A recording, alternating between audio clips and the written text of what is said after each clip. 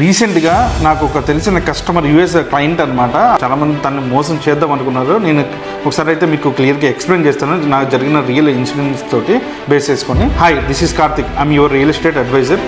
ఒక US client నా videos చూసి ఎట్లా ఇన్వెస్ట్మెంట్ చేద్దాము, ఇట్లా ఫ్యూచర్ సిటీ సరౌండింగ్స్లో ఇన్వెస్ట్ చేద్దాం అని చెప్పి అయితే కాల్ చేశారనమాట. సో తనకి నేను డీటెయిల్స్ షేర్ చేశాను, అన్నీ కూడా ఎక్స్ప్లెయిన్ చేశాను, మన ప్రాజెక్ట్స్ గురించి అంతా కూడా ఎక్స్ప్లెయిన్ చేసిన తర్వాత డీటెయిల్స్ షేర్ చేసిన తర్వాత చూశారు.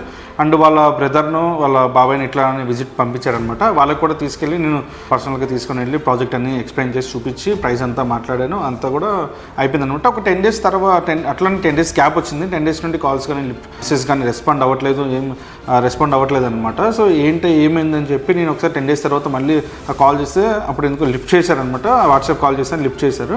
లిఫ్ట్ చేసి సో తను చెప్పింది ఏంటంటే, సో ఏమంటే మీ ప్రాజెక్ట్ చూశాను, అంత బాగుంది, నచ్చింది, సో అంతా ఓకే, బట్ మీ ప్రాజెక్ట్కి జస్ట్ 1 kilometer డిస్టెన్స్లోనే, సో మీ ప్రాజెక్ట్ కంటే 2000 తక్కువకే నాకు వస్తుందని చెప్పేసి మా బాబాయ్ వాళ్ళకి చూపించాను. వాళ్ళు ఓకే అన్నారు. ఒక ఏజెంట్, లోకల్ ఏజెంట్ చూపించాడు అనమాట. సో ఆ లొకేషన్ నాకు 2000 తక్కువ అంటే చాలా బెనిఫిట్ కదా.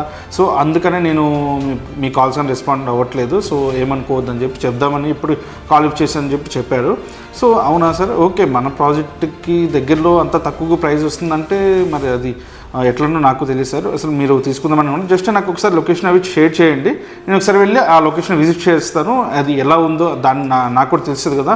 ఎందుకంటే ఆ లొకేషన్లో అంత తక్కువ ప్రైస్కి ఎలా ఇస్తున్నారు అది నేను కూడా తెలుసుకోవాలి కదా సార్. ఒకసారి లొకేషన్ షేర్ చేయండి, నేను వెళ్ళి చూసి దాని ఫీడ్బ్యాక్ ఏందో నేను తెలుసుకుంటానని చెప్పి ఆ లొకేషన్ అయితే తీసుకోవడం జరిగింది. అండ్ ఒక ఫైన్ మార్నింగ్ నేను ఒకసారి లొకేషన్ కూడా రీచ్ వెళ్దామని చెప్పి స్టార్ట్ అయ్యాను అనమాట. ఒకసారి ఆ లొకేషన్కి వెళ్ళాను. అండ్ ఆ ప్రాజెక్ట్ చూసి నేను షాక్ అయ్యాను. అండ్ నేనే కాదు, ఒకసారి స్క్రీన్ మీద కూడా చూపిస్తాను, ఇది వీడియో కూడా తీసానమాట ఆ ప్రాజెక్ట్ ఎలా ఉందని చెప్పేసి. ఒకసారి ఆ వీడియో ప్లే చేస్తాను, ఒకసారి మీరు కూడా చూడండి ఆ ప్రాజెక్ట్ ఎలా ఉందో.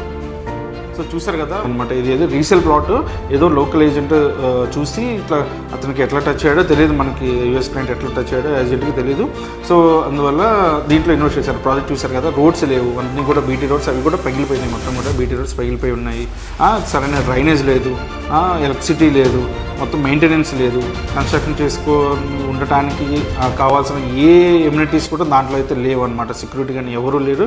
సో ఎట్లా పడితే అట్లా వదిలేస్తుంది అనమాట ప్రాజెక్ట్ అనేది. నేను ఎక్స్ప్లెయిన్ చేస్తాను ఎందుకు ఆ ప్రాజెక్ట్ తక్కువకి వస్తుంది, అంటే ఎందుకు మన ప్రాజెక్ట్ కొంచెం 2000 ఎక్కువ ఉంది, దాని గురించి మీకు ఒక చిన్న బ్రీఫ్ ఎక్స్ప్లెనేషన్ అయితే నేను ఇస్తాను మీకు. ఒకసారి నా కాల్ అయితే గూగుల్ మీట్ అయితే అరేంజ్ చేద్దాం మీ ఫ్రీ ఉన్న టైంలో అని చెప్పాను. సో అలానే గూగుల్ మీట్ అరేంజ్ చేశాను అనమాట. సో అతనికి చెప్పిన ఎక్స్ప్లెనేషన్ ఒకసారి మీకు కూడా ఎక్స్ప్లెయిన్ చేస్తాను, నేను ఏమి ఎక్స్ప్లెయిన్ చేశాను అనేది కూడా. ఆ ఎగ్జాంపుల్ ఏంటంటే, మీకు ఒక ప్రాజెక్ట్ చూపిస్తాను, ఒకసారి ఈ ప్రాజెక్ట్ చూడండి ఎలా ఉందో.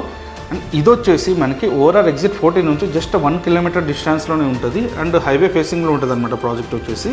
ఇది కూడా 2016 టైంలో స్టార్ట్ చేశారనమాట ప్రాజెక్ట్ అనేది. ఆ టైంలో 14,000 15,000 per square yard అయితే దీంట్లో సేల్ చేసిన ప్రైస్ అనమాట. చూస్తాను కదా, ఇప్పుడైతే ప్రజెంట్కి కొన్ని 3-4 అపార్ట్మెంట్స్ వచ్చాయి, ఒక 2-3 ఇండివిజువల్ హౌసెస్ వచ్చి లివింగ్ ఉంటున్నారు. బట్ ఎమ్యూనిటీస్ చూసుకుంటే మీకు బీటీ రోడ్స్ ఉన్నాయి, అండ్ అంతేకాకుండా ఎలక్ట్రిసిటీ కానీ ఇవన్నీ నార్మల్ డెవలప్మెంట్స్ అయితే ఇచ్చారనమాట.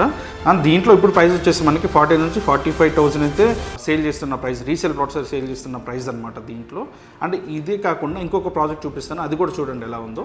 ఈ ప్రాజెక్ట్ వచ్చేసి మనకి ఓవరాల్ ఎగ్జిట్ నెంబర్ 14 నుంచి డిస్టెన్స్ చూసుకుంటే 9 kilometers అయితే ఉంటుంది అనమాట. ఈ 9 kilometersలో ఉన్న ఈ ప్రాజెక్ట్లో వచ్చేసి ఇప్పుడు ట్రేడ్ అవుతున్న ప్రైస్ 70 నుంచి 80,000 per square yard అయితే దీంట్లో ట్రేడ్ అవుతుంది అనమాట. ఎందుకంటే డిఫరెన్స్ చూసుకుంటే మీకు ఇది 9 kilometers ఉంది, హైవే ఫేసింగ్, అది హైవే ఫేసింగే, బట్ దీంట్లో దానికి డిఫరెన్స్ ఏంటంటే మెయిన్ ఎమ్యూనిటీస్ అనమాట. సో చాలామంది నాకు కాల్స్ చేస్తూనే ఉంటారు, ఎమ్యూనిటీస్ మాకెందుకండి, మేము ఏమన్నా వచ్చి ఉంటామా, ఫ్యూచర్లో రీసేల్ చేసుకోవడానికే కదా, మాకు ఎమ్యూనిటీస్తో పని ఉంది, ప్రైస్ కదా మాకు డిఫరెన్స్ చాలామంది అనుకుంటారు. సో వాళ్ళకి తెలియని విషయం ఏంటంటే, ఇక్కడ మీకు ప్రైస్ని డిసైడ్ చేసేది ఎమ్యూనిటీస్ మాత్రమే. అది ఎట్లానో మీకు ఆల్రెడీ డిఫరెన్స్ చేసి చూపించాను. ఇక్కడ మనకి హైవే ఫేసింగ్లో ఉన్న ప్రాజెక్ట్ ఏమో 45,000 సేల్ చేయడానికి, రీసేల్ చేయడానికి కూడా చేసేవాళ్ళు సరిగా లేరు. అండ్ ఆ ప్రాజెక్ట్ మెయింటెనెన్స్ అనేది లేదనమాట. ఇక్కడ చూసుకుంటే 70 నుంచి 80,000 per square yard ట్రేడ్ అవుతుంది. బట్ దీంట్లో మనకి తీసుకోవడానికి ప్లాట్స్ అనేవి అవైలబుల్ అయితే లేవన్నమాట. ఎందుకంటే దీంట్లో ఎమ్యూనిటీస్ అనేవి క్రికెట్ గ్రౌండ్స్ అని మొత్తం కూడా ఒక ప్యూర్లీ విల్లా కమ్యూనిటీ ఎలా అయితే చేయాలో అలా ఓపెన్ ప్లాట్స్లో ఇచ్చి క్రియేట్ చేశారనమాట. అందుకని ఇప్పుడు దానికి అంత వాల్యూనెస్ వచ్చింది అనమాట. మీరు అంటూ ఉంటారు ఎమ్యూనిటీస్ మీ యూజ్ చేయం కదండి, బట్ అలాంటి ఎమ్యూనిటీస్ ఇస్తేనే మనకి ఒక క్వాలిటీ ఆఫ్ కమ్యూనిటీ అనేది క్రియేట్ అవుతుంది అనమాట. అది మీరు ఖచ్చితంగా గుర్తుంచుకోవాల్సిన విషయం. మీరు ఎప్పుడు కూడా తక్కువకి వస్తుందని చెప్పేసి నార్మల్ ఇమ్యూనిటీస్ అండ్ మెయింటెనెన్స్ లేని ప్రాజెక్ట్స్లోకి వెళ్ళి ఇన్వెస్ట్ చేసేసి రేపొద్దున అది రీసేల్ అవ్వక అండ్ ఆ కంపెనీ ఎక్కడుందో తెలియక అండ్ బయట ఏజెంట్స్ అడిగితేనేమో వాళ్ళు మార్కెట్ ప్రైస్ కంటే 2,000-3,000 తక్కువకి అడుగుతారు. ఎందుకంటే ఇమ్యూనిటీస్ లేవండి ప్రాజెక్ట్స్లో, అందరూ కూడా ఇప్పుడు ఇమ్యూనిటీస్ అడుగుతున్నారు, మీ దాంట్లో ఇమ్యూనిటీస్ లేవు కాబట్టి అంత తక్కువకి ఇచ్చేయండి అని చెప్పి అడుగుతారు. బట్ వాళ్ళు మాత్రం ఓనర్స్గా ఒక 5% కమిషన్ పైన పెట్టుకొని అమ్ముకుంటూ ఉంటారు అనమాట. సో అలాంటి స్కామ్స్లో అయితే మీరు ఇరుక్కోవద్దు. So better to invest on gated communities only.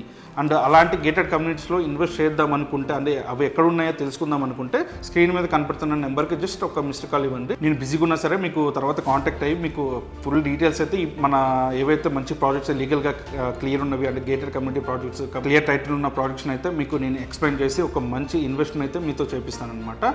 So better to contact us. Thank you for watching.